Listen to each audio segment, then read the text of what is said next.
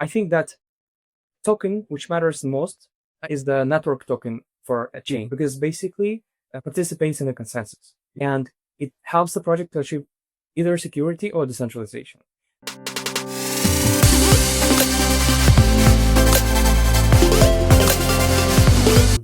Hi everyone, we are here with Maxime from Coinstruct, as a company that does tokenomics, tokenization. I'm Paulo from White Paper Reading Club. Yeah. Hi everyone, my name is Rungsing from the White Paper Reading Club. And just for some context, we're a group of 600 engineers, builders, researchers across 4 chapters right now: Singapore, Malaysia, Thailand, and New York. And our goal is just to have in-depth discussions on awesome topics and with awesome people. Great. So let's kick things off with you telling us a little bit more about yourself. How about you introduce yourself to us, with the viewers? Sure. First of all, thanks so much for inviting me. And it's a pleasure to introduce Coinstruct and myself, basically how do we get there. So first of all, I'm Max, and I founded Coinstruct around 3 years ago. And up until this moment, our main focus was doing sustainable token economies. And more recently, we have developed a very powerful business direction, which is going all the way into the asset tokenization. And it was discussed previously before you, and overall as now the whole Web3 industry is discussing asset tokenization and real asset tokenization as basically the next revolution of how assets will be existing and managed and moved around. So basically the Coinstruct was started when I discovered that crypto economy exists as a separate science block and overall as a separate discipline, because before I didn't know that there was a separate logic that was basically governing and managing the economy for decentralized assets. And it turned out that tokenomics is a very big field, and I think it's still pretty nascent compared to traditional monetary policy and all the other rules that are governing the execution, the flows, and economic policies of traditional assets, as you know perfectly. And in a centralized world, we do have a lot of tools and a lot of already developed templates and frameworks and regulations to do so. In the realm of decentralized digital assets, simply because they're very new, right? We are figuring out ways to do so. And our job as Coinstruct is basically to help to establish that rules and to help projects that are now emerging and launching to do economy as sustainable as possible. Nice. So just to understand, like, you believe that the token economy has a different type of economic structure. And as a result, there's this entire new field that needs to be studied and developed, and the frameworks are still very early. So how do you work with these companies? Like what type of companies are you working with? And is it on like at the very beginning? Is it much later? Yeah, it's a perfect question. So first of all, the token economy or tokenomics is mainly coined in a wider audience. I would say that it's not a completely new abstracted discipline that arises from a digital world. I think it was a result of the pretty natural evolution of the assets, how assets existed. And it's basically like, to know tokenomics good, to be a tokenomics engineer, you should have a very much of a convergence of existing disciplines. And Paulo is a specialist in game theory, and I know it very well, as game theory is one of the key aspects of the token economy. But more than that, you need the behavioral economy as well. You need to understand corporate finance, accounting, and many other disciplines, because first of all, the digital assets, they have a lot of traits as a traditional asset. They can be fungible, they can be tradable, they require liquidity, they require primary, secondary markets that are distributed. The owners of the assets, they have their own incentives and disincentives. So that's why, basically answering your question, this is the merge with traditional economic disciplines and the emerging new ones. And talking about the projects that we usually work with, we primarily work with early to mid stage Web3 startups if we talk about our tokenomics business branch. And usually what we require for these startups, they should be a bit of established ones already. What I mean by that is that before we can do a really sustainable and really comprehensive tokenomics that would actually make sense and would be able to implement it upon launch, the project should have a product, a definable product, maybe not even an MVP, because sometimes MVP is too early to require if this project is just ideating, you're just going to find a product market fit, but they should have a very clear understanding what they're building, because if they don't know what they're building and they're always like back and forth, it's very hard to establish clear rules. Tokenomics is about establishing a rule and environment for economy to run. So this is the first requirement. Regarding the segments, we're pretty much agnostic. We don't set limitations because we want to help everyone, basically. So we work all across different subsets of Web3. We work with DeFi a lot, primarily because DeFi economy is one of the most complex ones. We work with chains, work with money markets, LWA, Ignore WAFi, social fi, GameFi. So work pretty much across all the subsets of Web3. And right now, a big change to our business, I would say, is that we're expanding beyond the blockchain native startups and blockchain native projects. But what I mean by that, basically originate through founders and are targeted at the Web3 markets. We have a lot of, so it was organic. We didn't plan to do nothing new or to expand anymore. But the thing is that we started to get a lot of requests from traditional companies at different scale and different industries. Sometimes we get requests from waste management or jewelry houses or any type of other traditional businesses that want to go on chain. And this is the thing that we also can talk about, because this is going to be a huge new level of existence of Coinstruct. Let's see. And what is the goal, the objective of tokenomics? What do they seek to accomplish? So usually when projects come and they want to launch a token, they have a lot of goals. And sometimes when I sit on a call or our people sit on a call, they can clearly define whether the project is communicating the fake goals that they have. They're trying to hide, the real ones. Because as you know, Web3 is about speculations in many cases. Like the most prominent trading volume cases and overall prominent project cases are all about speculations. And that's why a lot of projects, they seek to fundraise, basically. One of the primary reasons they do a token launch. But this use cases we don't like that much, because this goal doesn't really align with the existence of the token.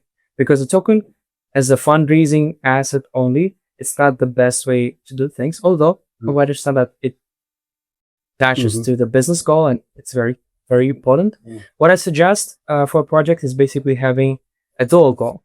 Okay, first we achieve fundraising, but the second goal, we want this asset to be enabled to be utilized within the ecosystem.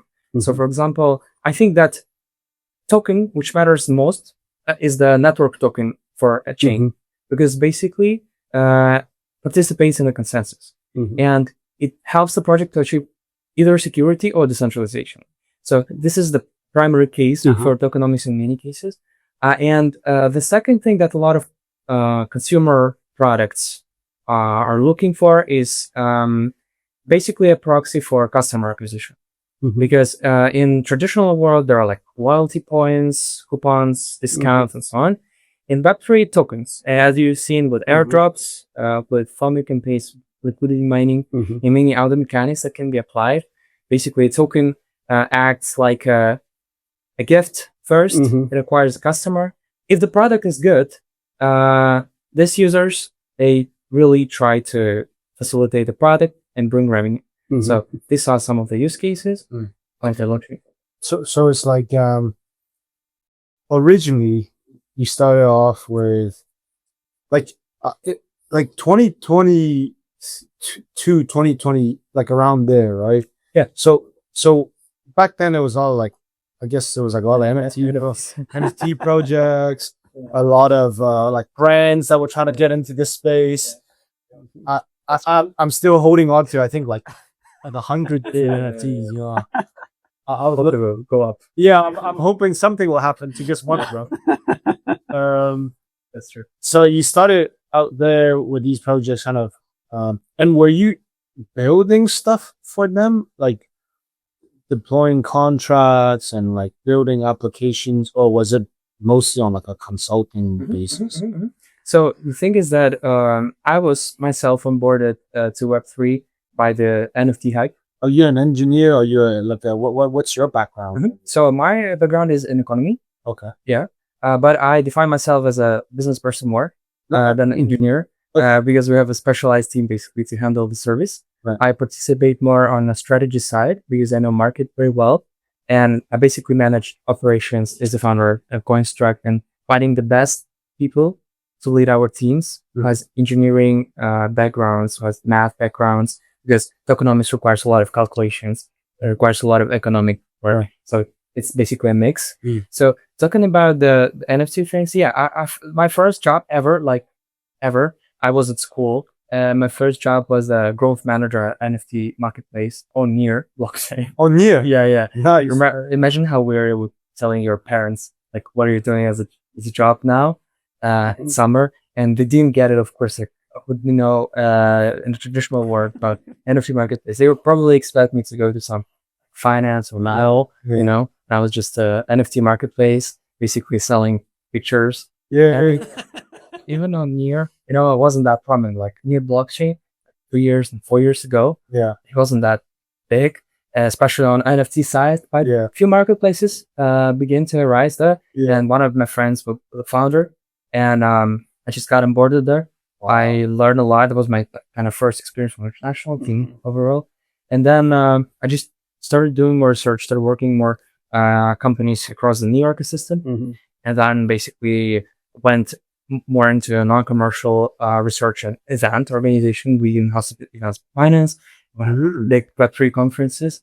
Where were these events held? So the thing is that by this time I was in the university studying Moscow, and we were holding in Moscow when I was in university. Yeah. Wow. Yeah. That must have been a crazy thing too. Yeah. Hosting like NFT crypto for your finance in Moscow. I don't understand that. And it was fun. It was fun, and it was a part of a learning experience, I would say. And at this time, I discovered about tokenomics. And the fun thing is that I was holding a channel, like a social channel, or posting overviews of market and so on. And I wanted to connect the name with two things I love the most, basically the economics and crypto. And I made up a word for it, which was token economics. And I didn't know it was existing as a discipline. And the thing is that some guy texted in a comment that he needs tokenomics actually. And I was like, what does he mean? Like, it's the name of my channel. And then I started researching, and I found out there's actually a separate discipline. And I think this is a great example of how you can grow a business from a original request. We didn't know, we didn't plan to do this business. Like, okay, we need to find this niche. We didn't know there was a niche, and not a lot of people understand there is a niche. It's very narrow. Like tokenomics is very narrow niche, but we exist in it, and I think it's going to expand. But as our vision, it's not going to be Web3 native no more.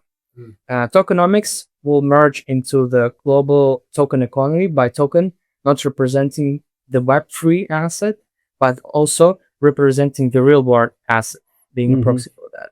And it's going to be cool to discuss that, the whole tokenization. And you mentioned that tokenomics is something complex that takes a lot of skills from different fields. And yet, I can tell that there aren't yet out of company that do tokenomics. So what are the dangers or the pitfalls that a company that is trying to launch a project and it doesn't pay too much attention to the tokenomics side of it, what can happen as a result? Yeah, so the most common misconception that we see is that on internet, on articles, on sometimes white papers, when you have the tokenomics section, they always post the pie charts, this kind of colorful charts that represent the supply distribution of the project. Yeah. Where they have, like, let's say X, Y, Z factor. 50% come, yeah. Exactly. 30% like contributors, 20% core team. Yes, yes. Mhm. It's basically doing a pie chart, right? Yeah. And this doesn't make sense because sometimes project they send to me only the pie chart distribution. Mhm. And call it tokenomics, and that's it. Like, Max, can you please review it quickly? And I cannot really get the full picture when you just send only the pie chart. You have to, like, there's a common misconception of the whole flow of how tokenomics is working, right? Mhm. Because the supply side is only one part, Uh-huh. one building block of a successful token economy. Because we also need to know what kind of business are you running, what are your metrics Mhm. in terms of operations, like are you making revenue, are you profitable, Mhm. what are your main revenue sources, are you capturing enough value, how are you doing that, or your product features and many other things. Also, in addition to what are your Web3 functions, because if your product is geared towards the Web3 audience, and if you have a token, most likely it's geared toward the Web3 audience if we're talking about Web3 native projects, right? So then the next important thing is basically utility, and there are a lot of misconceptions about token utility. In GameFi projects, basically this is this balance between the sources and sinks, what we call it. The sources is basically Sources? yeah. SOURC. Yeah. So by source, we mean like a faucet where you get tokens from. Let's say it can be a reward program. It can be a mechanic that gives out tokens to you, to community, to any kind of a category. And by sync, we usually interpret the mechanic that absorbs the token from circulation. Inflow, outflow. Yes, basically. It can be a discount mechanic, can be paying with token for something and so on. There's a lot of variations of that. And usually there's a huge disbalance between sources and sinks because projects optimize for sources because it's easier and it's more fun, and community kind of pushes projects to optimize towards sources because they want to get that tokens, right? It's going to make a bigger airdrop to make the unlock for airdrop more democratic, have a bigger unlock on TGE and so on, have more rewards and so on. So tokens being flowing to users, but there is no way a project can get these tokens back, either burn, either lock, or utilize it. So kind of control the flow. And that's maybe one of the most serious things that we have observed. Yes. What will be the impacts of that when you have then a project that has like a lot of, doesn't have this all aligned, like this sources and sinks? What could that cause like to a project? The monetary control becomes kind of invisible because at this level, if you have a lot of tokens just flowing to circulation, basically your sell pressure is increasing exponentially, and you don't have any mechanics and any ways you can control the inflows back to the project. So the float is continuously increasing, and if the demand for the token is not increasing at the same pace, you basically have the sell pressure exceeding the buy pressure, thus affecting the token price, liquidity being drained from liquidity pool, and the price basically plummeting or slowly going down. Is this what we can see from tokens launched, let's say like 3 years ago? We see a very huge spike, the all-time high, and then we can see this going down substantially. And that's why we also are launching a post-launch services, because previously we were focused only for pre-TGE projects, because this is the sphere we can affect. We can shape the tokenomics before launch. But now we are thinking that there are a lot of companies that have launched years ago, and they have tokens still out. They have businesses still out. And there are many ways we can help with that to either reform the monetary process or relaunch, add additional utilities, integrate the product, which can generate value. There are a lot of good go-through projects that generate revenue, generate value, but the token is not connected to that. So press them, moving on. I have maybe like a question, which is like, when I think about it, if as an analogy, let's say the token's like the currency of like a little state, like a country. As an example, maybe this is not accurate. Like, if I improve the tokenomics for a state let's say, I don't know, Zimbabwe, right? Like, it doesn't matter what you do. It's like the country is in trouble. So it's not going to really like improve that country. Maybe it will help, or maybe there will be like adjustments that it will help. But the question is, how much can it affect? And vice versa. Let's say if you have maybe a more stable country like I don't know, like Canada or something, where there's like not that much happening, not that much, like nobody's really anything happening. It's like kind of stable. They're just selling off resources or something. Then also the tokenomics may not affect it that much. So I'm just thinking for a project, how much of it is actually due to the design of the token and the economics of it versus the quality of the project, the sustainable aspects of its user base and of its actual economic, whether it's making money, and three, the type of shareholders that it have, whether it's the market makers, whether it's like the long-term investors, whether it's like retail. So I'm just thinking, like, how much does the design actually impact the like a project? That's a very good question. I think it touches upon a lot of different things that we've been thinking about, and projects usually ask that type of question. Yeah. So I think that my answer to that would be that tokenomics and a product is a combination for success, of course, because let's say if you have let's say a case where you have a bad product, but have a very nicely designed tokenomics. First, like let's say pre-TGE, when the token is not yet out, let's say you have a very successfully designed airdrop campaign that really pushes users to use the product, to interact with it. It has a really cool safeguards toward the Sibyls and any kind of the malicious actors at this point, and reaches its goals. They have acquired a lot of users.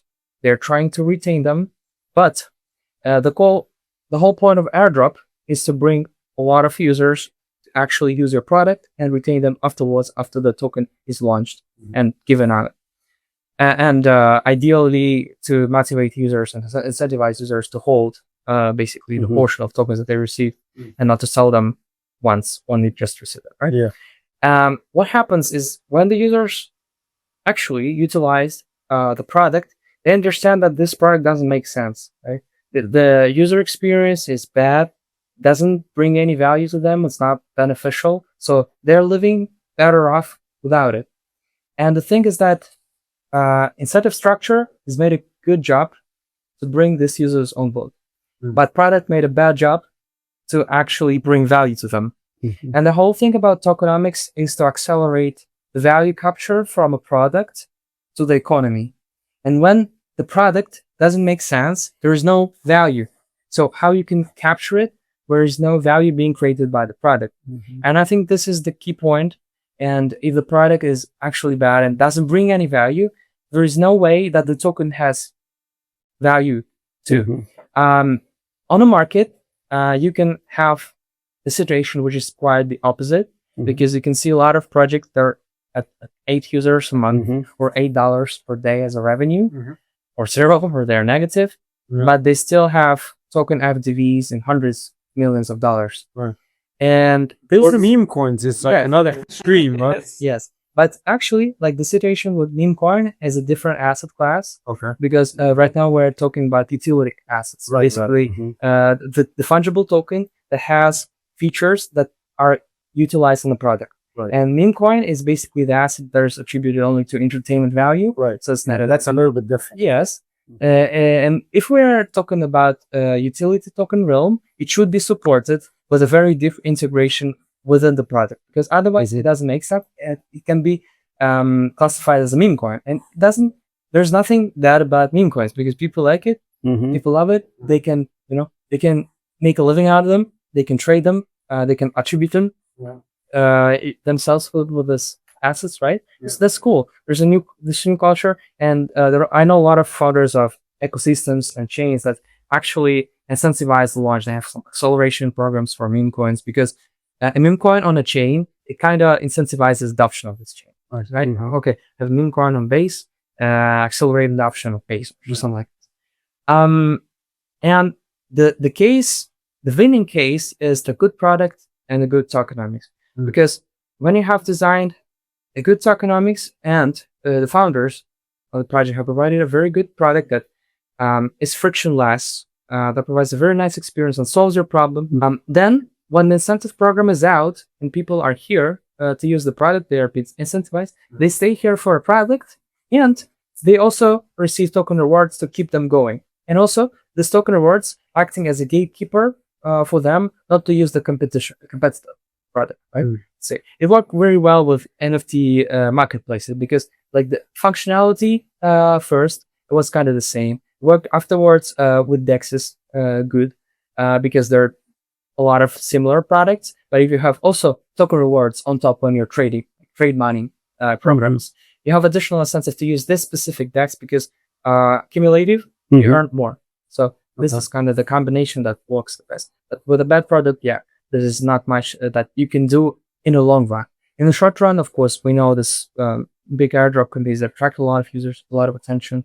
The product got productivity spikes and traction spikes. They may have raised capital during that spikes and have maybe proved to themselves that their product is successful, but on the long run, we understand that it's not that successful. I would put it that way. Overall, another important thing that can be mentioned here is our overall turn to tokenization.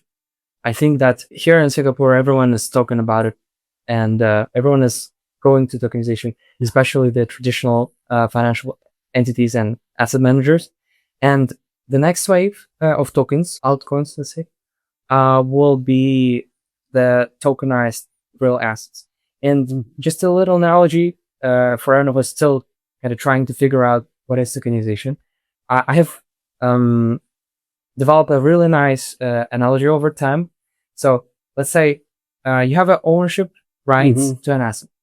Before, it was a paper certificate, say 200 years ago, where I had stocks. Yes. It's actually being verifying your right to own a specific, as let's say, stock. Then it was a binary form, like a Robinhood brokerage app. You own a stock, you have it on your profile. Right? You can transfer it, you can trade it, you can sell it.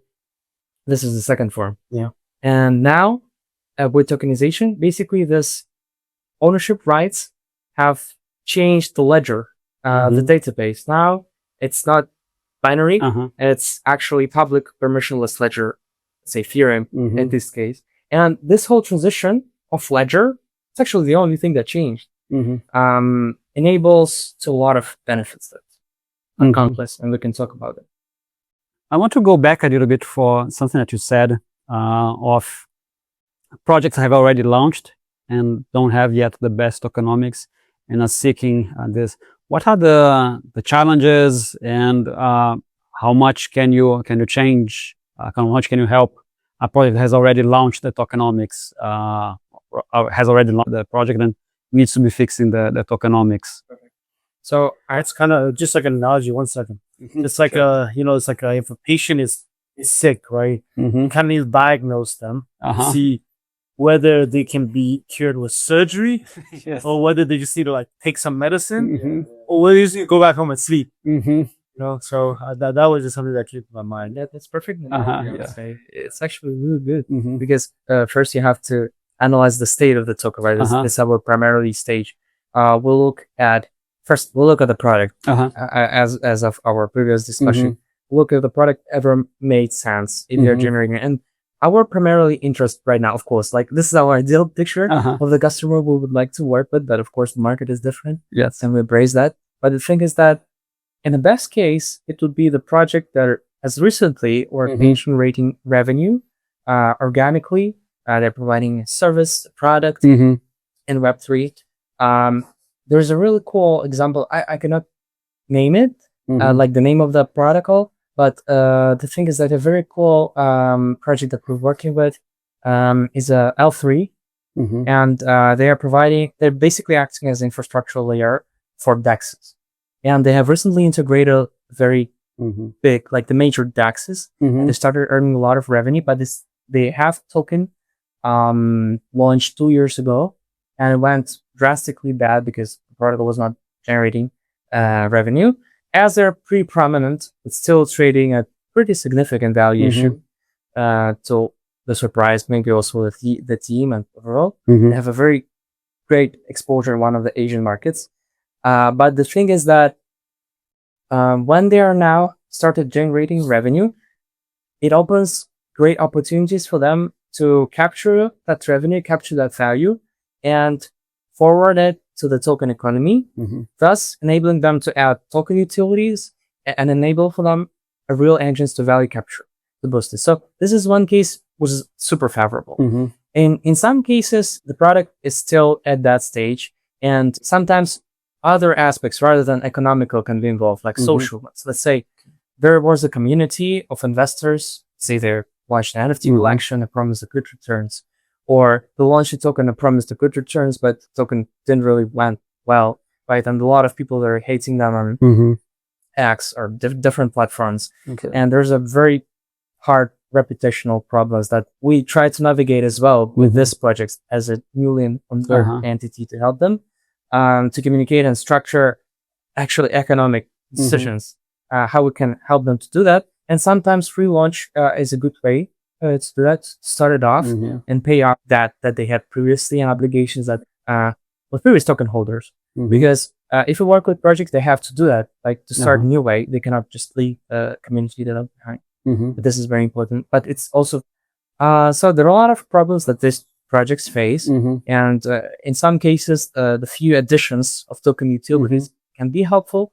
But in other cases, a very major restructuring of the token supply can be a very major token burn, or on the contrary, additional tokens minted. Because in some cases, they may have allocated, let's say, 70% of a float to investors, and it was already vested, maybe already sold.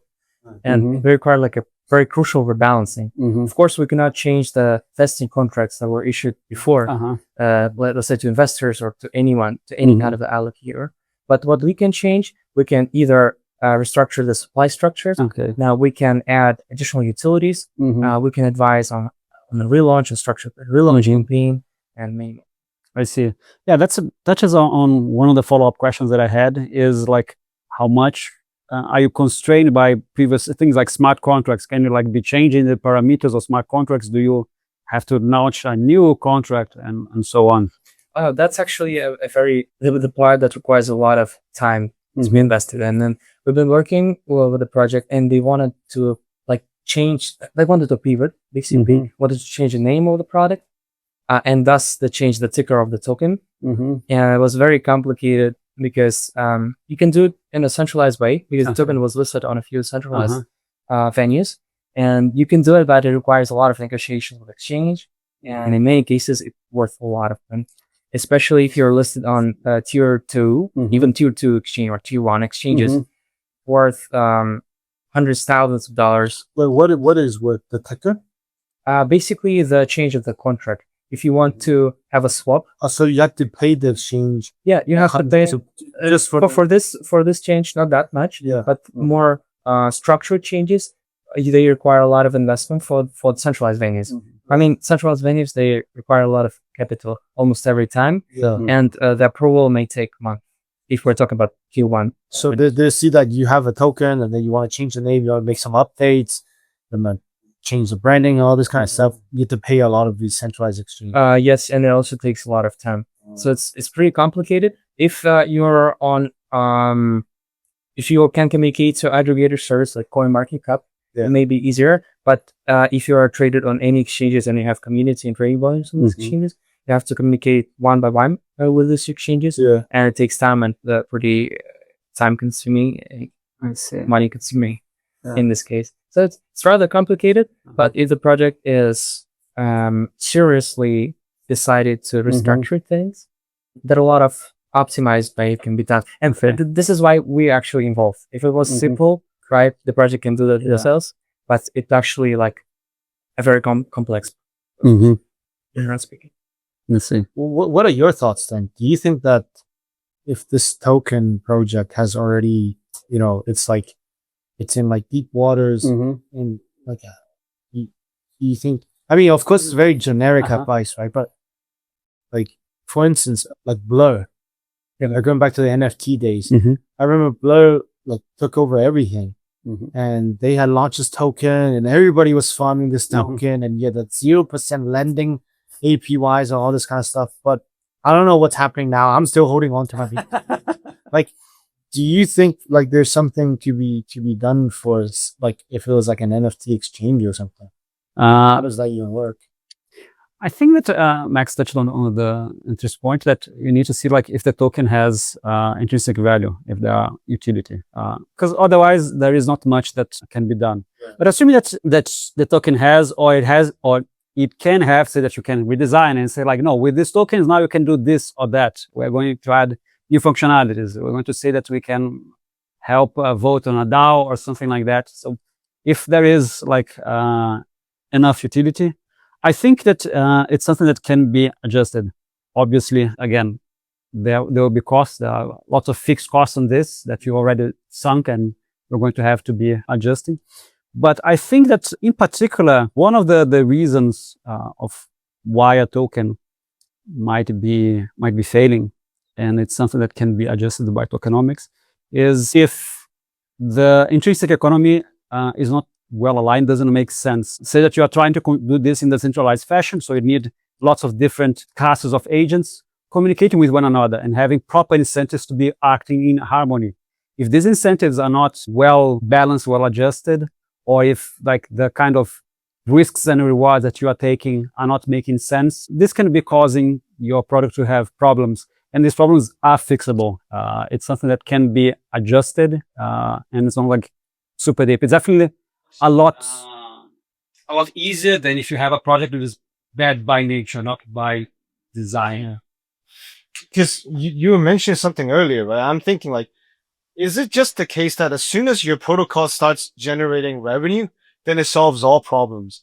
Like, you know, it's like you start making money. It's like, you know, you're like a super fat dude and you're trying to like get some girl, you know? It's like, you'd be like, yo, lose weight, get fit, and all this kind of stuff. Like, you know, the other one's just like, yo, you start earning money. And it's like, solves like 90% of your problems. I don't know if this is like, if this is a good way to think about it, or in reality, for instance, are you saying that, you know, most protocols are not like a hyperliquid, or they're not like, I don't know, some protocols. So they're kind of like, most of them are kind of stuck in this middle, right? Where they're kind of making money, they're kind of doing something, they have potential, and they're, you know, it's like, I think the situation with me, Brady, so. You're kind of like, you're a little bit, but you're not anywhere, you know? I think that a lot of projects should then acknowledge that they should be thinking rationally about the valuations they are targeting. Yeah. Because if Hyperliquid is targeting for a certain valuation, and then the project which is not making revenue or not making that much revenue should be using a proper toolkit for evaluating the token value, meaning the class market cap and FDV before launch or during the relaunch process, right? Because the thing is that the burden of the increased valuation, let's say if you're not generating revenue, you're not going to be generating revenue for a certain amount of time, but you're launching with hundreds of millions FDV, there's a big problem of you being overvalued too much. And you just cannot cope with this continuous sell pressure, because if you're issuing more and more and more, and what happens with a vesting schedule, you issue more and more tokens to the circulation, but you cannot really face that problem of creating demand for that, right? You sometimes projects, they fall into the trap of circular dependency on the QL marketing, like out of that supporting speculation mechanisms, because they invest money to get sometimes not very predictive, but sometimes they get that outcome. So they invest in some QL and they see some inflow of like users and money, but the product, it was not brought by the product, right? Yes. And that might be in this most possibly the reason, right? We see a lot of overvalued tokens because they're supported by marketing efforts, which is not something particularly bad, but what we understand by sustainable economy, that this is the economy which is supported not only by the marketing, it is supported by marketing, of course, but it's also supported by the product revenue. So that's why it is so important for a project to actually generate revenue. But actually, I want to comment on one thing you mentioned, which was right, and I want to add to it is that making revenue is the one thing which is the most difficult and the most important, but also how do you really direct that revenue on the token economics using the building blocks that we have in the tokenomics design right now is also a challenge, right? Because you can increase the staking reward API, you can give out an airdrop, you can set up a reward campaign, you can do a lot of different other things, and you have to navigate between the efficiency of this process, which is also pretty interesting. Yeah. And I think that this links like with part of the points that I was trying to make, that if you are still like making revenue, but you are distributing this revenue in poor ways, this can be impacting. So to go back to your analogy, sometimes being skinny can help you make more money. Having like good tokenomics can help your product generate more revenue as well. In a sense that with some of these changes, you can make your token more attractive to your other users, and therefore start generating more revenue as well as you improve their experience. So you're kind of saying it's like these are usually cycles, right? Like you know, they say you eat healthy, you feel better, you do more, right? Kind of the tokenomics. You're saying that that's kind of one lever that people can move to kind of kickstart the cycle. I mean, if your product is so crap, yeah, it's like whatever you cannot polish a third. Yeah, but then if this adjusts a little bit, so you bring a little bit more user, and then your something increases, and then it gives you more. Sometimes like the internal team, there's confidence, right? Like there's a little bit more confidence, and then build a little bit more. It's like kind of a cycle. I think that yes, it can be really represented as a cycle, because our job as a token designer is basically to set up the circle to be working. Yeah. Because when you have the inflow, say either it can be revenue or it can also be a marketing campaign that was conducted, and you have this new investment flow into the project and overall economy, or let's say purchase tokens. But in a way, when you have a unsustainable token economy, this inflow doesn't bring you a maximized return to the overall valuation and price action of your token. It just brings you, let's say, 0.5%. But let's say if you have optimized tokenomics and the circle is working, this input also can be for marketing, where the product revenue, it will last longer, the effect will be bigger. So this is basically our job, to make it as efficient, to work as efficient as possible. So projects can rely less on marketing and rely more on sustainability systems. You're trying to create more of this like intrinsic value generation. Sure.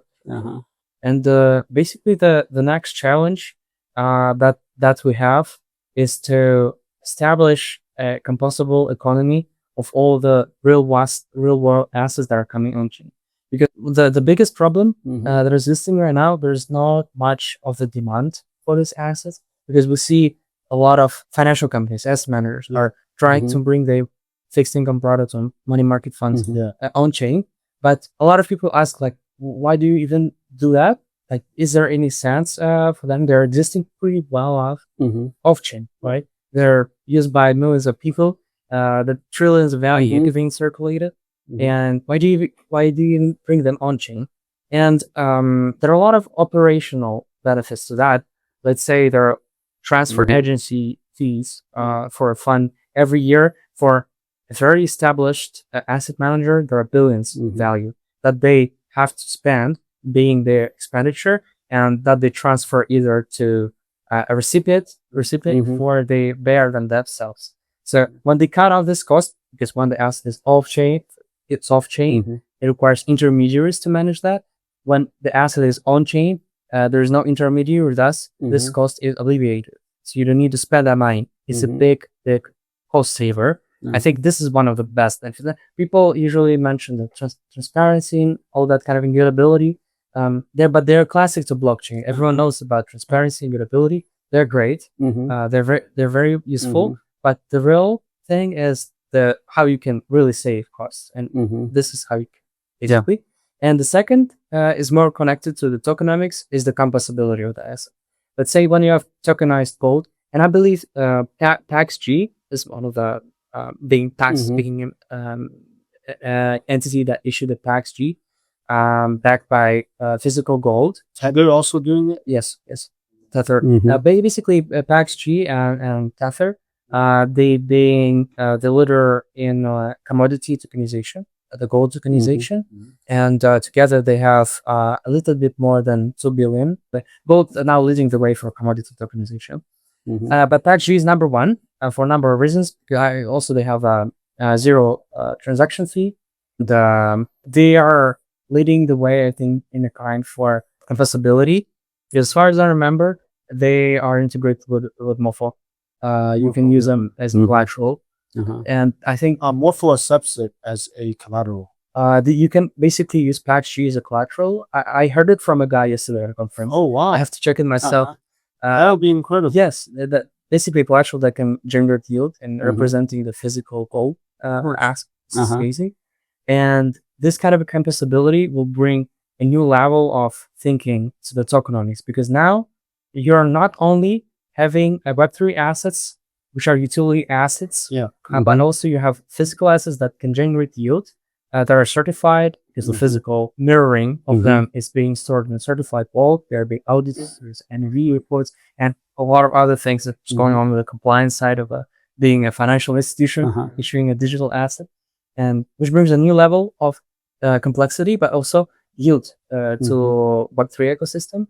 And I think it's very exciting. We're running a little bit late, so let's wrap up with 2 more questions. The first one that I'd like to ask is, you mentioned of a lot of assets that are moving on chain. I want to ask on the reverse side, are there classes of assets that you think that it doesn't make sense to be moving on chain? And if so, what kind of assets that you think it doesn't make sense to be making this transition? That's interesting. I think that what makes sense is basically a fixed ink products, and that's why a lot of entities are doing that. Maybe I would say the assets with price definition mechanism, which is not unified yet, it shouldn't move there. I would say partially gemstones. I don't think that they really should be moving on chain, but we actually are working with a company who have a mixed fund. They have gold and gemstones. And in this case, it can be tokenized. And there's like a cool thing that we're thinking as first represent the gemstone as NFT, because it cannot be fungible, and because it's very unique. But also then having a pool of NFTs and basically have a digital melting into the ERC20 being fungible. So this is kind of the crappy way to tokenize gemstones. But there are a lot of cooler assets that can be tokenized. And I think that the first wave will be towards the liquid assets by nature. So the fungible stuff. Yes. Yeah. And then it will come across the assets which are inherently illiquid in the market. Like let's say real estate, which you cannot settle instantaneously. I see. Okay, I have an interesting, more philosophical question. Sure. Because on my mind, I have a internal debate, which is what is more valuable? Is the things that, like in the future, are things that are on chain going to be more valuable, like natively on chain? Let's say as the canonical example is Bitcoin. Like it's birthed out of nothing but just like hashing function. There's an argument that it's a conversion of electricity into something, but it's still natively on chain.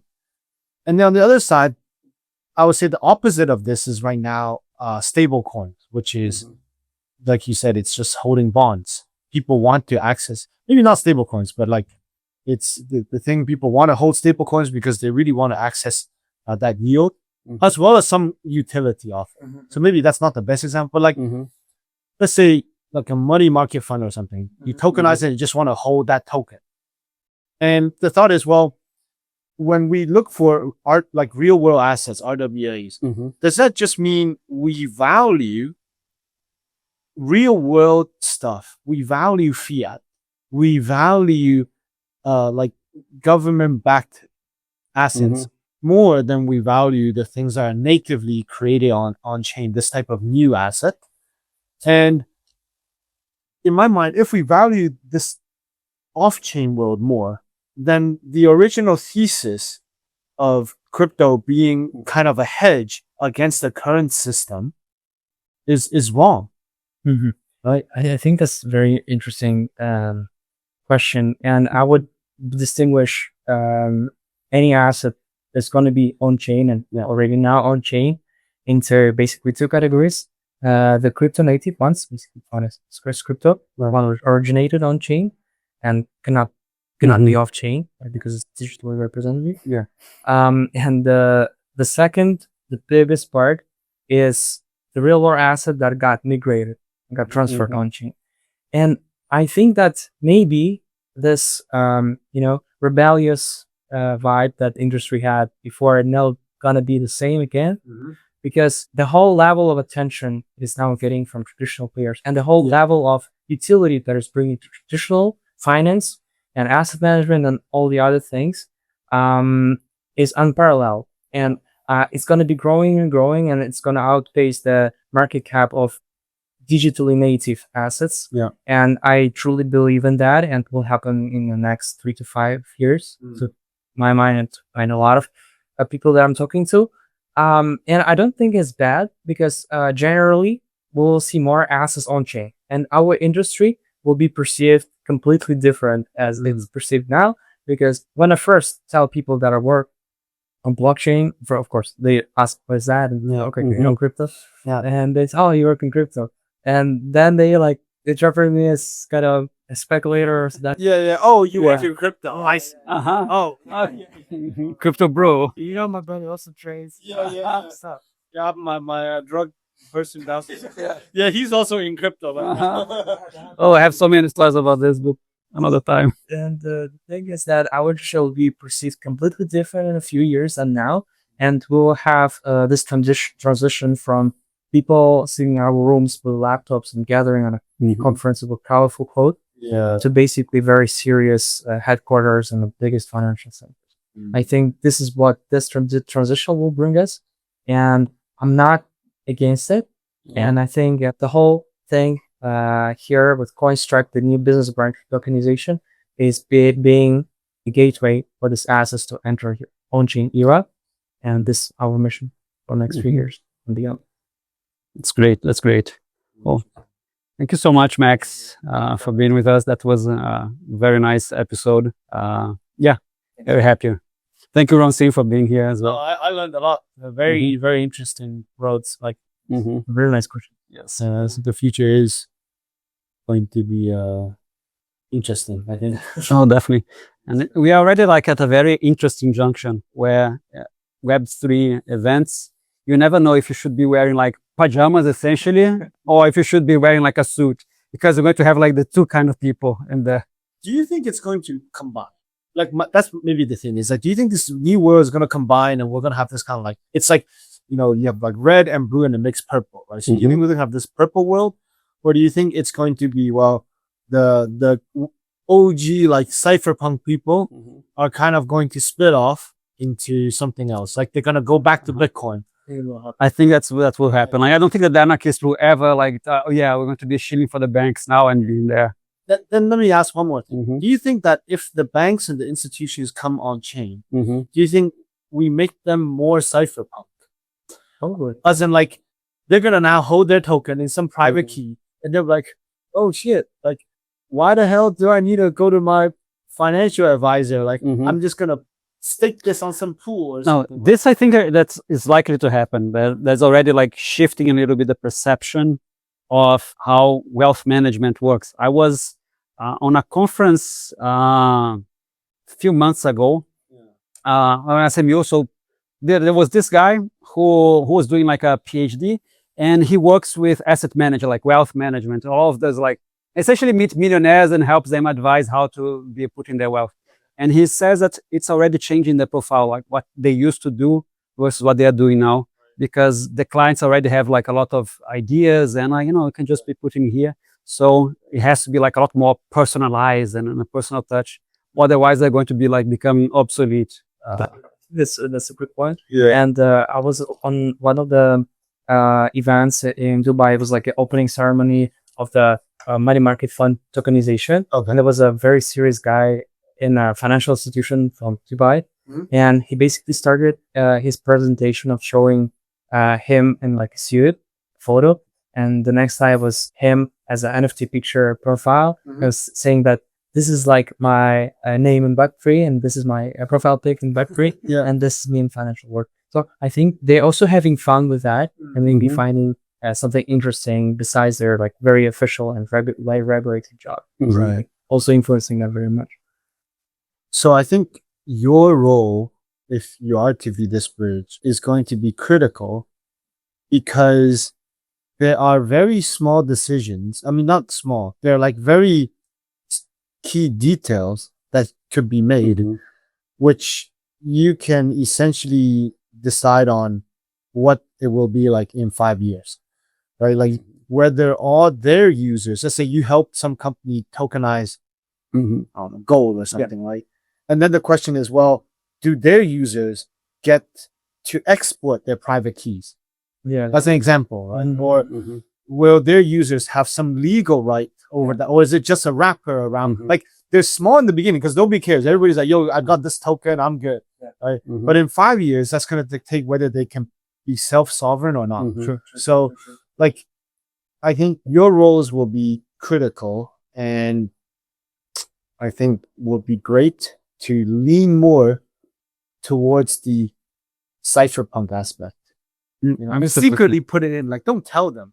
You know, don't tell them why you're exporting private keys.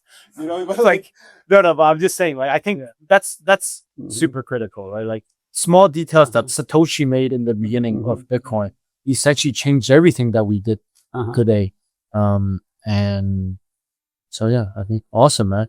I think as I was born basically in Web3, and when I was a little guy with no money, and my first job was in Web3, I'm so heavily shaped by this culture. Yeah, so I'll make sure that will happen even in traditional world. I think so. And I think that in particular because so many of the talking points that you have for Web3 are very aligned with that, and it has already been kind of like accepted in some degree or the other by the consensus. Like everyone understands that decentralization is a good thing. It's kind of like the market. In the same way that they also understood that being environmentally friendly, maybe they don't even care, but they know that this is like how things should be. So I think that it's something that is feasible to be like really ingraining in them the idea that some of the culture for Web3 should be baked into their product, that they should be trying to make things more decentralized or decentralized, because you can always make the counterpoint, okay, if you want to be making something that is super centralized, why do you need to make it in Web3? You should probably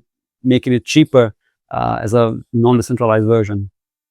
Maybe that's the key thing. Sorry, one second. Sure. No, like, so I did a white paper reading in Vietnam last week, and what was the first? And there was actually, I was to my surprise, one guy from Super Team, from the Zimana Super Team, who leads the Vietnam Super Team.